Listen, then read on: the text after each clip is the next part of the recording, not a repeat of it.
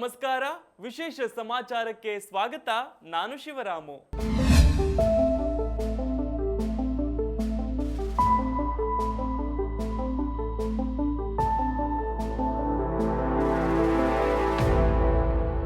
ಮುಖ್ಯಮಂತ್ರಿ ಸಿದ್ದರಾಮಯ್ಯ ಅವರು ಅನಾರೋಗ್ಯಕ್ಕೆ ತುತ್ತಾಗಿರುವ ಹಿನ್ನೆಲೆಯಲ್ಲಿ ವಿಧಾನಸಭೆ ಅಧಿವೇಶನವನ್ನ ಒಂದು ದಿನ ವಿಸ್ತರಣೆ ಮಾಡಲಾಗಿದೆ. ಸಭಾಪತಿ ಯುಟಿ ಖಾದರ್ ನೇತೃತ್ವದಲ್ಲಿ ಇಂದು ವಿಧಾನಸಭೆ ಕಾರ್ಯಕಲಾಪ ಸಲಹಾ ಸಮಿತಿ ಸಭೆ ನಡೆದಿದ್ದು, ಸಭೆಯಲ್ಲಿ ಸೋಮವಾರ ಅಂದ್ರೆ ಫೆಬ್ರವರಿ 26ಕ್ಕೆ ಒಂದು ದಿನಕ್ಕೆ ವಿಧಾನಸಭೆ ಕಲಾಪ ನಡೆಸುವ ಮತ್ತು ಮಂಗಳವಾರ ರಾಜ್ಯಸಭಾ ಚುನಾವಣೆ ನಡೆಸುವ ನಿರ್ಣಯ ಕೈಗೊಳ್ಳಲಾಗಿದೆ. ಹೀಗಾಗಿ ಅಂದು ಕಲಾಪ ನಡೆಯುವುದಿಲ್ಲ. ಇನ್ನು ಮುಖ್ಯಮಂತ್ರಿ ಸಿದ್ದರಾಮಯ್ಯ ಅವರು ಫೆಬ್ರವರಿ 26ರಂದು ಬೆಳಗ್ಗೆ 9:30ಕ್ಕೆ ಬಜೆಟ್ ಮೇಲಿನ ಚರ್ಚೆಗೆ ಉತ್ತರ ನೀಡಲಿದ್ದಾರೆ. ಇನ್ನು ಸಭೆಯಲ್ಲಿ ವಿಪಕ್ಷ ನಾಯಕ ಆರ್ ಅಶೋಕ್, ಮಾಜಿ ಸಿಎಂ ಬಸವರಾಜ ಬೊಮ್ಮಾಯಿ, ಸಂಸದೀಯ ವ್ಯವಹಾರಗಳ ಸಚಿವ ಎಚ್.ಕೆ. ಪಾಟೀಲ್ ಸೇರಿದಂತೆ ಇತರೆ ಬಿಎಸಿ ಸದಸ್ಯರು ಭಾಗಿಯಾಗಿದ್ರು. ಇನ್ನು ಇಂದು ಅಧಿವೇಶನ ಆರಂಭವಾಗ್ತಿದ್ದಂತೆ ವಿಪಕ್ಷ ನಾಯಕರು ಬಾವಿಗಿಳಿದು ಪ್ರತಿಭಟನೆ ಮಾಡಿದ್ರು. ರಾಜ್ಯ ಸರ್ಕಾರ ಕೇಂದ್ರ ಸರ್ಕಾರದ ವಿರುದ್ಧ ನಿರ್ಣಯ ಮಂಡನೆ ಮಾಡಲಿರುವ ಹಿನ್ನೆಲೆಯಲ್ಲಿ ಇಂದು ಬಿಜೆಪಿ ಮತ್ತು ಜೆಡಿಎಸ್ ನಾಯಕರು ಸದನದ ಬಾವಿಗಿಳಿದು ಪ್ರತಿಭಟನೆ ನಡೆಸಿದ್ರು. ಹೀಗಾಗಿ ಸಭಾಪತಿಗಳು ಅಧಿವೇಶನವನ್ನ 10 ನಿಮಿಷ ಮುಂದೂಡಿದ ಬಳಿಕ ಮತ್ತೆ ಕಲಾಪ ಮುಂದುವರಿಯಿತು. ರಾಜ್ಯದಲ್ಲಿ 10 ಲಕ್ಷ ರೂಪಾಯಿಗಳ ಒಟ್ಟು ಆದಾಯ ಇರೋ ದೇವಸ್ಥಾನಗಳಿಂದ ನಿಧಿ ಸಂಗ್ರಹಿಸುವ ರಾಜ್ಯ ಸರ್ಕಾರದ ಕ್ರಮಕ್ಕೆ ಬಿಜೆಪಿ ನಾಯಕರು ತೀವ್ರ ಟೀಕೆ ವ್ಯಕ್ತಪಡಿಸಿದ್ರು. ಅಲ್ಲದೆ ಈ ಬಗ್ಗೆ ಸೋಷಿಯಲ್ ಮೀಡಿಯಾದಲ್ಲಿ ಸಹ ವ್ಯಾಪಕ ಚರ್ಚೆಯಾಗ್ತಿದೆ. ಇದಕ್ಕೆ ಸ್ಪಷ್ಟನೆ ನೀಡಿರುವ ಸಿಎಂ ಸಿದ್ದರಾಮಯ್ಯ, ದೇವಸ್ಥಾನಗಳ ಹುಂಡಿಗಳಲ್ಲಿ ಸಂಗ್ರಹವಾಗುವ ಹಣವನ್ನ ಹಿಂದೂ ಧರ್ಮದ ಧಾರ್ಮಿಕ ಆಚರಣೆಗಳಿಗೆ ಸಂಬಂಧಪಟ್ಟಂತೆ ಮಾತ್ರವೇ ಬಳಸಲಾಗುತ್ತೆ. ಅಮಾಯಕ ಹಿಂದೂಗಳನ್ನ ನಮ್ಮ ಸರ್ಕಾರದ ವಿರುದ್ಧ ಎತ್ತಿಕಟ್ಟುವ ದುರುದ್ದೇಶದಿಂದ ಬಿಜೆಪಿ ನಾಯಕರು ಸುಳ್ಳು ಹೇಳಿಕೆ ನೀಡುತ್ತಿದ್ದಾರೆ ಅಂತ ಹೇಳಿದ್ದಾರೆ. ಈ ಬಗ್ಗೆ ಪತ್ರಿಕಾ ಪ್ರಕಟಣೆ ನೀಡಿರುವ ಸಿಎಂ ಸಿದ್ದರಾಮಯ್ಯ, ಹಿಂದೂಯೇತರ ಸಮುದಾಯಗಳಿಗೆ ಹಿಂದೂ ದೇವಸ್ಥಾನಗಳ ಹಣವನ್ನ ಬಳಸಲಾಗುತ್ತೆ, ಹಾಗೇನೆ ಹಿಂದೂ ದೇವಸ್ಥಾನಗಳ ಮೇಲೆ ಅನ್ಯಾಯಯುತ ತೆರಿಗೆ ಹಾಕಲಾಗ್ತಿದೆ ಎನ್ನುವ ಬಿಜೆಪಿ ನಾಯಕರ ಆರೋಪ ಸಂಪೂರ್ಣ ಕಪೋಕಲ್ಪಿತವಾಗಿದ್ದು, ಅಮಾಯಕ ಹಿಂದೂಗಳನ್ನ ನಮ್ಮ ಸರ್ಕಾರದ ವಿರುದ್ಧ ಎತ್ತಿ ಕಟ್ಟುವ ದುರುದ್ದೇಶದಿಂದ ಬಿಜೆಪಿ ನಾಯಕರು ಇಂತಹ ಕ್ಷುಲ್ಲಕ ಪ್ರಯತ್ನ ಮಾಡ್ತಿದ್ದಾರೆ ಅಂತ ಸಿಎಂ ಸಿದ್ದರಾಮಯ್ಯ ಆರೋಪಿಸಿದ್ದಾರೆ. ಮುಖ್ಯಮಂತ್ರಿ ಸಿದ್ದರಾಮಯ್ಯ ವಿವಿಧ ಜಾತಿಯ ನಿಗಮಗಳಿಗೆ ಹಣ ಕಡಿತಗೊಳಿಸಿ ಅಲ್ಪಸಂಖ್ಯಾತರಿಗೆ ಹಂಚಿಕೆ ಮಾಡಿದ್ದಾರೆ ಅಂತ ಪ್ರತಿಪಕ್ಷದ ಉಪನಾಯಕ ಅರವಿಂದ ಬೆಲ್ಲದ್ ಆರೋಪಿಸಿದ್ದಾರೆ. ವಿಧಾನಸಭೆಯಲ್ಲಿ ಮಾತನಾಡಿದ ಅವರು, ಒಂದು ಕಡೆ ಸಿಎಂ ಸಿದ್ದರಾಮಯ್ಯ ತಾವು ಮತ್ತು ತಮ್ಮ ಸರ್ಕಾರ ಹಿಂದುಳಿದ ವರ್ಗಗಳು, ಎಸ್ಸಿ ಎಸ್ಟಿಗಳ ಪರ ಅಂತ ಹೇಳ್ತಿದ್ರು, ವಾಸ್ತವದಲ್ಲಿ ಈ ಸಮುದಾಯಗಳಿಗೆ ಅನುದಾನ ನೀಡ್ತಾ ಇಲ್ಲ ಅಂತ ಕಿಡಿಕಾರಿದ್ರು. ಮಾಜಿ ಸಿಎಂ ಬಸವರಾಜ ಬೊಮ್ಮಾಯಿ ಅವರ ಬಜೆಟ್ ಅನ್ನ ಸಿದ್ದರಾಮಯ್ಯ ಅವರ ಬಜೆಟ್ಗೆ ಹೋಲಿಕೆ ಮಾಡಿದಂತಹ ಬೆಲ್ಲದ್, ಬೊಮ್ಮಾಯಿ ಅವರು ಅಂಬೇಡ್ಕರ್ ಅಭಿವೃದ್ಧಿ ನಿಗಮಕ್ಕೆ 60 ಕೋಟಿ ರುಗಳನ್ನ ಮಂಜೂರು ಮಾಡಿದ್ದು, ಅದನ್ನ ಸಿದ್ದರಾಮಯ್ಯ ಸರ್ಕಾರ 40 ಕೋಟಿ ರುಗೆ ಇಳಿಸಿದ್ದಾರೆ ಅಂತ ಹೇಳಿದ್ರು. ಅದೇ ರೀತಿ ಸಿದ್ದರಾಮಯ್ಯ ಅವರು ಲಿಂಗಾಯತ, ಕುರುಬ, ವಿಶ್ವಕರ್ಮ ಹಾಗೂ ಇತರೆ ಹಿಂದುಳಿದ ವರ್ಗಗಳ ನಿಗಮಗಳಿಗೆ ಅನುದಾನವನ್ನ ತೀವ್ರವಾಗಿ ಕಡಿತಗೊಳಿಸಿದ್ದಾರೆ ಅಂತ ಆರೋಪಿಸಿದ್ರು. ಈ ನಿಗಮಗಳಿಗೆ ಹಣ ಕಡಿತಗೊಳಿಸಿ ಅಲ್ಪಸಂಖ್ಯಾತರ ಕಲ್ಯಾಣಕ್ಕೆ 3,000 ಕೋಟಿ ರೂಪಾಯಿ ನೀಡಲಾಗಿದೆ ಅಂತ ಬೆಲ್ಲದ್ ಕಲಾಪದಲ್ಲಿ ಆರೋಪಿಸಿದ್ರು. ಅಯೋಧ್ಯೆಯಿಂದ ವಾಪಸ್ಸಾಗ್ತಿದ್ದ ಯಾತ್ರಿಕರಿಗೆ ಅಯೋಧ್ಯೆ ವಿಶೇಷ ರೈಲಿಗೆ ನುಗ್ಗಿ ಬೆದರಿಕೆ ಹಾಕಿದ್ದ ಓರ್ವ ವ್ಯಕ್ತಿಯನ್ನ ಪೊಲೀಸರು ಬಂಧಿಸಿದ್ದಾರೆ. ಬಳ್ಳಾರಿ ರೈಲ್ವೆ ಪೊಲೀಸ್ ಠಾಣೆಯಲ್ಲಿ ಎಫ್ಐಆರ್ ದಾಖಲು ಮಾಡಲಾಗಿದೆ. ಇನ್ನು ಗದಗದ ಬಳಿ ಆರೋಪಿಯನ್ನ ರೈಲ್ವೆ ಪೊಲೀಸರು ಬಂಧಿಸಿದ್ದು, ಉಳಿದವರಿಗಾಗಿ ಹುಡುಕಾಟ ನಡೆಸುತ್ತಿದ್ದಾರೆ. ಯಾತ್ರಿಕರಿದ್ದ ಬೋಗಿಗೆ 3 ಯುವಕರು ಹತ್ತಿ ಅವರೊಂದಿಗೆ ಕಾರಣ ಇಲ್ಲದೆ ವಾಗ್ವಾದಕ್ಕೆ ಇಳಿದಿದ್ರು. ಮಾತಿನ ಭರದಲ್ಲಿ ಕಿಡಿಗೇಡಿಗಳು ಬೋಗಿಗೆ ಬೆಂಕಿ ಹಚ್ಚೋದಾಗಿ ಧಮಕಿ ಹಾಕಿದ್ರು. ಹೊಸಪೇಟೆಯ ರೈಲ್ವೆ ನಿಲ್ದಾಣದಲ್ಲಿ 3 ಯುವಕರ ಆಕ್ಷೇಪಾರ್ಹ ಹೇಳಿಕೆಯಿಂದ ಶ್ರೀರಾಮನ ಭಕ್ತರು ಕೆರಳಿದ್ದಾರೆ. 8:15ಕ್ಕೆ ಹೊಸಪೇಟೆಗೆ ಬಂದ ರೈಲು 10 ಗಂಟೆಗೆ ಬಳ್ಳಾರಿ ಕಡೆ ಪ್ರಯಾಣ ಬೆಳೆಸಿದೆ. 2 ಗಂಟೆ ಕಾಲ ಹೊಸಪೇಟೆ ರೈಲ್ವೆ ನಿಲ್ದಾಣದಲ್ಲಿ ಅಯೋಧ್ಯಧಾಮ ರೈಲು ಮಾರ್ಗ ಮಧ್ಯೆ ನಿಂತಿದೆ. ಯುವಕರನ್ನ ಬಂಧಿಸುವಂತೆ ಪ್ರತಿಭಟಿಸಲಾಗಿದೆ. ಇನ್ನು ಸ್ಥಳಕ್ಕೆ ವಿಜಯನಗರ ಎಸ್ಪಿ ಶ್ರೀ ಹರಿಬಾಬು, ಹೊಸಪೇಟೆಯ ಉಪವಿಭಾಗದ ಪೊಲೀಸ್ ಅಧಿಕಾರಿಗಳಿಂದ ಮನವೊಲಿಸಲಾಗಿದೆ. ಹಿಂದೂ ಪರ ಬಿಜೆಪಿ ಕಾರ್ಯಕರ್ತರು ಮತ್ತು ಪೊಲೀಸರ ಪ್ರಯತ್ನದಿಂದ ಕೊನೆಗೂ ರೈಲು ತೆರಳಿದೆ. ಮುಂಜಾಗ್ರತಾ ಕ್ರಮವಾಗಿ ರೈಲಿನೊಳಗೆ ರೈಲ್ವೆ ಪೊಲೀಸರು, ಸ್ಥಳೀಯ ಪೊಲೀಸರು ಬಳ್ಳಾರಿಯವರೆಗೂ ಕೂಡ ಸಂಚಾರ ಮಾಡಿದ್ದಾರೆ. ಇನ್ನು ಪ್ರಕರಣದ ಬಗ್ಗೆ ಯಾತ್ರಿಕರೊಬ್ಬರು ಮಾತನಾಡಿ, ಹೊಸಪೇಟೆ ನಿಲ್ದಾಣದಲ್ಲಿ ಯುವಕರು ಬೋಗಿ ಹತ್ತಿದ್ರು.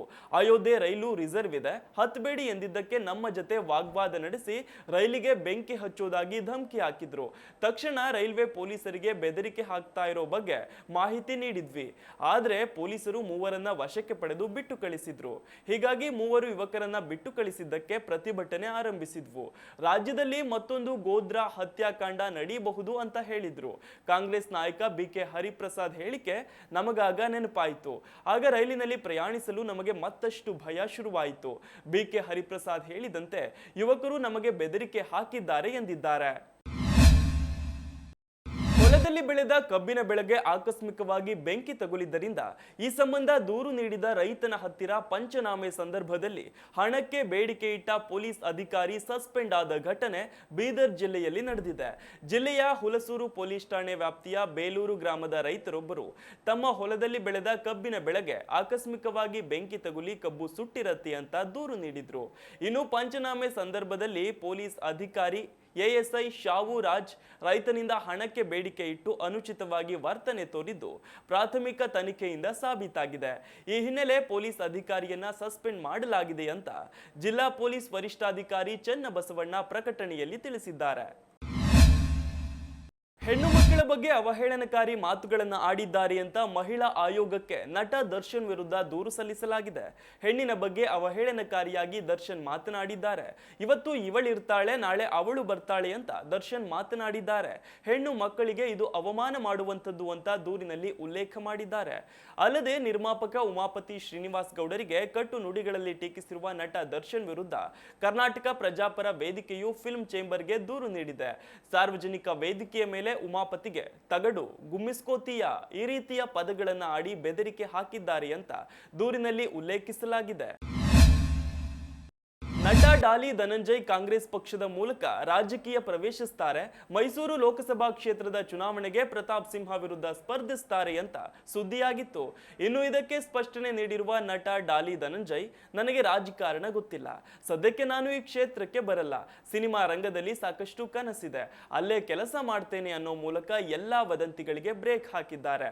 ರಾಜಕೀಯಕ್ಕೆ ಸದ್ಯಕ್ಕೆ ನಾನು ಬರಲ್ಲ, ನನಗೆ ಎಲ್ಲಾ ಪಕ್ಷಗಳಲ್ಲಿಯೂ ಸ್ನೇಹಿತರಿದ್ದಾರೆ, ಯಾರೇ ಕರೆದ್ರೂ ನಾನು ಕ್ಯಾಂಪೇನ್ಗಳಿಗೆ ಹೋಗಿಲ್ಲ, ನನಗೆ ಅದರಲ್ಲಿ ಇನ್ವಾಲ್ವ್ ಆಗೋಕೆ ಇಷ್ಟ ಇಲ್ಲ, ನಾನು ಕಾಮನ್ ಮ್ಯಾನ್ ಆಗಿಯೇ ಇರಲು ಇಷ್ಟಪಡ್ತೇನೆ, ಖಂಡಿತವಾಗಿಯೂ MP ಚುನಾವಣೆ ಕ್ಯಾಂಪೇನ್ಗೆ ಹೋಗೋ ಯೋಚನೆ ಮಾಡಿಲ್ಲ, ನನಗೆ ರಾಜಕಾರಣ ಗೊತ್ತಿಲ್ಲ, ಗುಡ್ ಲೀಡರ್ ಯಾರು ಅಂದ್ರೆ ಯಾವುದೇ ಪಕ್ಷದಲ್ಲಿರಲಿ ಕೆಳಗಿರೋರನ್ನ ಮೇಲೆತ್ತೋನೆ ಒಳ್ಳೆಯ ನಾಯಕ, ಅವರಿಗೆ ಸ್ಪಂದಿಸುವವರೆಲ್ಲರೂ ಕೂಡ ಒಳ್ಳೆಯ ಪ್ರಜೆಗಳೇ ಅಂತ ಡಾಲಿ ಧನಂಜಯ್ ಹೇಳಿದ್ದಾರೆ.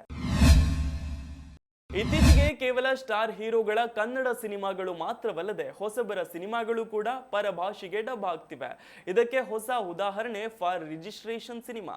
ಇಂದು ಈ ಚಿತ್ರ ರಿಲೀಸ್ ಆಗಿದೆ. ಅದಕ್ಕೂ ಮೊದಲೇ ಸಿನಿಮಾದ ಡಬ್ಬಿಂಗ್ ಹಕ್ಕು ಮಾರಾಟ ಆಗಿದೆ. Naveen Dwarakanath for registration cinema ನಿರ್ದೇಶನ ಮಾಡಿದ್ದಾರೆ. ಇದು ಅವರಿಗೆ ಮೊದಲ ಅನುಭವ. ನವೀನ್ ರಾವ್ ನಿರ್ಮಾಣ ಮಾಡಿದ್ದು, ಪೃಥ್ವಿ ಅಂಬಾರ್ ಹಾಗೇನೆ ಮಿಲನಾ ನಾಗರಾಜ್ ಈ ಚಿತ್ರದಲ್ಲಿ ನಟಿಸಿದ್ದಾರೆ. ಇನ್ನು ಚಿತ್ರದ ಡಬ್ಬಿಂಗ್ ಹಕ್ಕನ್ನ ತೆಲುಗಿನ ಖ್ಯಾತ ನಿರ್ಮಾಪಕ MVR ಕೃಷ್ಣ ಭಾರಿ ಮೊತ್ತಕ್ಕೆ ಖರೀದಿ ಮಾಡಿದ್ದಾರೆ. ಶಿವರಾಜ್ ಕುಮಾರ್ ನಟನೆಯ 125ನೇ ಸಿನಿಮಾವಾಗಿದ್ದ ವೇದ ತೆಲುಗಿಗೂ ಡಬ್ ಆಯಿತು. ಈ ಚಿತ್ರವನ್ನ ತೆಲುಗಿನಲ್ಲಿ MVR ಕೃಷ್ಣ ಅವರು ರಿಲೀಸ್ ಮಾಡಿದ್ರು. ಈಗ ಅವರು ಫಾರ್ ರಿಜಿಸ್ಟ್ರೇಷನ್ ಡಬ್ಬಿಂಗ್ ಹಕ್ಕು ಖರೀದಿ ಮಾಡಿದ್ದಾರೆ. ಸಿನಿಮಾ ಬಿಡುಗಡೆಗೂ ಮುನ್ನವೇ ಡಬ್ಬಿಂಗ್ ರೈಟ್ಸ್ ಸೇಲ್ ಆಗಿರೋದು ಚಿತ್ರತಂಡದ ಖುಷಿ ಹೆಚ್ಚಿಸಿದೆ. ಪ್ರತಿಷ್ಠಿತ ಫ್ಯಾಷನ್ ಕಾರ್ಯಕ್ರಮ ಮಿಲನ್ ಫ್ಯಾಷನ್ ವೀಕ್ ನಲ್ಲಿ ನಟಿ ರಶ್ಮಿಕಾ ಮಂದಣ್ಣ ಭಾಗಿಯಾಗಿದ್ದಾರೆ. ಮಿಲನ್ ಫ್ಯಾಷನ್ ವೀಕ್ 2024 ಫೆಬ್ರವರಿ 20ರಂದು ಆರಂಭವಾಗಿದ್ದು ಇದೇ 26ರವರೆಗೆ ಈ ಕಾರ್ಯಕ್ರಮ ನಡೆಯಲಿದೆ. ಇನ್ನು ಈ ಪ್ರತಿಷ್ಠಿತ ಫ್ಯಾಷನ್ ಕಾರ್ಯಕ್ರಮದಲ್ಲಿ ನಟಿ ರಶ್ಮಿಕಾ ಮಂದಣ್ಣ ಅವರು ಮಿಂಚಿದ್ದಾರೆ. ರಶ್ಮಿಕಾ ರ್ಯಾಂಪ್ ವಾಕ್ ಮಾಡಿ ಮಿಂಚಿದ್ದಾರೆ. ಈ ಫೋಟೋಗಳನ್ನ ಅವರು ಹಂಚಿಕೊಂಡಿದ್ದು ಸಖತ್ ಗಮನ ಸೆಳೀತಿವೆ. ಕಪ್ಪು ಉಡುಗೆಯಲ್ಲಿ ರಶ್ಮಿಕಾ ಮಂದಣ್ಣ ಅವರ ಲುಕ್ ಗಮನ ಸೆಳೀತಾ ಇದ್ದು ಫೋಟೋಗಳು ವೈರಲ್ ಆಗಿವೆ. ಇನ್ನು ಮಿಲನ್ ಫ್ಯಾಷನ್ ವೀಕ್ ಪ್ರತಿ ವರ್ಷ ಇಟಲಿಯಲ್ಲಿ ನಡೆಯುತ್ತೆ. ಈ ಬಾರಿ ಫೆಬ್ರವರಿ ತಿಂಗಳಲ್ಲಿ ಈ ಕಾರ್ಯಕ್ರಮ ನಡೆದಿದೆ. ದೇಶ ವಿದೇಶಗಳಿಂದ ಸೆಲೆಬ್ರಿಟಿಗಳು ಇಲ್ಲಿಗೆ ಆಗಮಿಸಿದ್ದಾರೆ. ರಶ್ಮಿಕಾ ಮಂದಣ್ಣ ಅವರು ಟಾಲಿವುಡ್ ನಲ್ಲಿ ಸಖತ್ ಬೇಡಿಕೆ ಸೃಷ್ಟಿಸಿಕೊಂಡಿದ್ದಾರೆ. ಬಹು ನಿರೀಕ್ಷಿತ ಪುಷ್ಪ 2 ಸಿನಿಮಾದಲ್ಲಿ ಅವರು ನಟಿಸ್ತಾ ಇದ್ದಾರೆ. ಈ ಚಿತ್ರದ ಶೂಟಿಂಗ್ ಮಧ್ಯೆ ಅವರು ಇಟಲಿಗೆ ಹೋಗಿ ಬಂದಿದ್ದಾರೆ. ಫೋಟೋ ಹೆಸರಿನ ಸಿನಿಮಾ ಬೆಂಗಳೂರು ಅಂತಾರಾಷ್ಟ್ರೀಯ ಚಿತ್ರೋತ್ಸವದಲ್ಲಿ ಪ್ರದರ್ಶನ ಕಂಡು ಮೆಚ್ಚುಗೆ ಪಡೆದಿತ್ತು. ಈ ಸಿನಿಮಾದ ಟ್ರೇಲರ್ ಅನಾವರಣಗೊಂಡಿದೆ. ಡಾಲಿ ಧನಂಜಯ್ ಹಾಗೂ ಲೂಸಿಯಾ ಖ್ಯಾತಿಯ ಪವನ್ ಕುಮಾರ್ ಈ ಸಿನಿಮಾದ ಟ್ರೇಲರ್ ರಿಲೀಸ್ ಮಾಡಿ ತಂಡಕ್ಕೆ ಶುಭ ಕೋರಿದ್ದಾರೆ. ಪ್ರಕಾಶ್ ರಾಜ್ ಅವರು ಈ ಚಿತ್ರವನ್ನ ಪ್ರೆಸೆಂಟ್ ಮಾಡ್ತಿದ್ದಾರೆ. ಇದಕ್ಕೆ ಕಾರಣವಾದ ವಿಚಾರ ಏನು ಅನ್ನೋದನ್ನ ಕೂಡ ಸ್ವತಃ ಪ್ರಕಾಶ್ ರಾಜ್ ಅವರು ಹೇಳ್ಕೊಂಡಿದ್ದಾರೆ. ನಮ್ಮ ದೇಹಕ್ಕೆ ಆದ ಗಾಯ ವಾಸಿಯಾಗತ್ತೆ, ಆದ್ರೆ ಸಮಾಜಕ್ಕೆ ಆಗೋ ಗಾಯಗಳು ಹಾಗಲ್ಲ, ಅವು ಸುಮ್ಮನಿದ್ದಷ್ಟು ಹೆಚ್ಚುತ್ತವೆ. ಫೋಟೋ ಸಿನಿಮಾ ನೋಡಿ ಕೆಲವು ನಿಮಿಷ ಮಾತನಾಡಲು ಆಗ್ಲೇ ಇಲ್ಲ, ಅಷ್ಟು ದುಃಖ ಬಂತು. ಇದು ನಾವು ಲಾಕ್ಡೌನ್ ನಲ್ಲಿ ನೋಡಿದ ನೈಜ ಸ್ಥಿತಿ. ಈ ನೋವುಗಳನ್ನ ದಾಖಲೆ ಮಾಡಬೇಕು ಅಂತ 21 ವರ್ಷದ ಹುಡುಗನಿಗೆ ಅನಿಸಿದ್ದನ್ನ ಮೆಚ್ಚಬೇಕು ಅಂತ ನಟ ಪ್ರಕಾಶ್ ರಾಜ್ ಭಾವುಕರಾಗಿದ್ದಾರೆ. ಮಡಮಕ್ಕಿ ಮತ್ತು ನಂಜುಂಡಿ ಕಲ್ಯಾಣ ಚಿತ್ರದ ನಾಯಕ ತನುಷ್ ಶಿವಣ್ಣ ಅವರ ಮುಂದಿನ ಚಿತ್ರ ಮಿಸ್ಟರ್ ನಟ್ವರ್ ಲಾಲ್ ಈ ವಾರ ತೆರೆಗೆ ಬರಲು ಸಿದ್ಧವಾಗಿದೆ. ಲವ ಚಿತ್ರ ನಿರ್ದೇಶಿಸಿದ್ದು ಅಮಿತಾಬ್ ಬಚ್ಚನ್ ನಟಿಸಿದ್ದ 1979ರ ಹಿಂದಿಯ ಹಿಟ್ ಚಲನಚಿತ್ರದಿಂದ ಚಿತ್ರದ ಶೀರ್ಷಿಕೆಯನ್ನ ಎರವಲು ಪಡೆಯಲಾಗಿದೆ. ಇದೊಂದು ವಿಶಿಷ್ಟವಾದ ಕ್ರೈಮ್ ಆಕ್ಷನ್ ಥ್ರಿಲ್ಲರ್ ಅನುಭವ ನೀಡಲಿದೆ. ಚಿತ್ರವು ನಟ್ವರ್ ಲಾಲ್ ಎಂದು ಕರೆಯಲ್ಪಡುವ ಕುಖ್ಯಾತ ಮಿಥಿಲೇಶ್ ಕುಮಾರ್ ಶ್ರೀವಾಸ್ತವ್ ಅವರ ಸುತ್ತ ಸುತ್ತುತ್ತದೆ. ತಾಜ್ ಮಹಲ್, ಕೆಂಪುಕೋಟೆ, ರಾಷ್ಟ್ರಪತಿ ಭವನ ಮತ್ತು ಭಾರತದ ಸಂಸತ್ ಭವನದಂತಹ ಐತಿಹಾಸಿಕ ಕಟ್ಟಡಗಳ ಮಾರಾಟ ಒಳಗೊಂಡಂತೆ ನಟ್ವರ್ ಲಾಲ್ ಇತರೆ ಹಗರಣಗಳಿಗೆ ಕುಖ್ಯಾತನಾದ ಭಾರತೀಯ ವಂಚಕ. ನಾವು ಆತನ ಜೀವನದ ಅಂಶಗಳನ್ನ ನಿರೂಪಣೆಯಲ್ಲಿ ಹೆಣೆದಿದ್ದೇವೆ. ಕ್ರೈಮ್ ಮತ್ತು ಆಕ್ಷನ್ ಅಂಶಗಳನ್ನ ಸೇರಿಸಿದ್ದೇವೆ ಅಂತ ನಟ ನಿರ್ಮಾಪಕ ಧನುಷ್ ಹೇಳಿದ್ದಾರೆ. ದುನಿಯಾ ವಿಜಯ್ ಅಭಿನಯದ ಭೀಮ ಸಿನಿಮಾದ ಚಿತ್ರೀಕರಣ ಪೂರ್ಣಗೊಂಡಿದೆ. ಪೋಸ್ಟ್ ಪ್ರೊಡಕ್ಷನ್ ಕೆಲಸವೂ ಕೂಡ ಬಲು ಜೋರಾಗಿಯೇ ನಡೀತಿದೆ. ಆದ್ರೆ ರಿಲೀಸ್ ಡೇಟ್ ಇನ್ನಷ್ಟೇ ಕನ್ಫರ್ಮ್ ಆಗಬೇಕಿದೆ. ಇನ್ನು ದುನಿಯಾ ವಿಜಯ್ ಅಭಿನಯ ಮತ್ತು ನಿರ್ದೇಶನದ ಭೀಮ ಸಿನಿಮಾ ಆಲ್ಮೋಸ್ಟ್ ರೆಡಿ ಆಗಿದೆ. ಈ ಚಿತ್ರದ ಇತರ ಕೆಲಸಗಳು ಕೂಡ ನಡೀತಾ ಇವೆ. ಅಷ್ಟರಲ್ಲಿಯೇ ಡೈರೆಕ್ಟರ್ ದುನಿಯಾ ವಿಜಯ್ ಭೀಮ ಚಿತ್ರದ ಮೇಕಿಂಗ್ ವಿಡಿಯೋ ರಿಲೀಸ್ ಮಾಡಿದ್ದಾರೆ. ಇಡೀ 2 ನಿಮಿಷದ ವಿಡಿಯೋದಲ್ಲಿ ವಿಜಯ್ ಆಕ್ಷನ್ ಕಟ್ ಹೇಳಿರೋ ದೃಶ್ಯಗಳೇ ಜಾಸ್ತಿ ಇವೆ. ವಿಜಯ್ ವರ್ಕಿಂಗ್ ಸ್ಟೈಲ್ ನ ಝಲಕ್ ಕೂಡ ಇಲ್ಲಿ ಸಿಗುತ್ತೆ. ವಿಶೇಷವಾಗಿ ಈ ಚಿತ್ರದಲ್ಲಿ ಹಲವು ಕ್ಯಾರೆಕ್ಟರ್ಗಳು ಇವೆ, ಅವುಗಳಲ್ಲಿ ಝಲಕ್ ಸಹ ಇಲ್ಲಿ ದೊರೆಯುತ್ತೆ.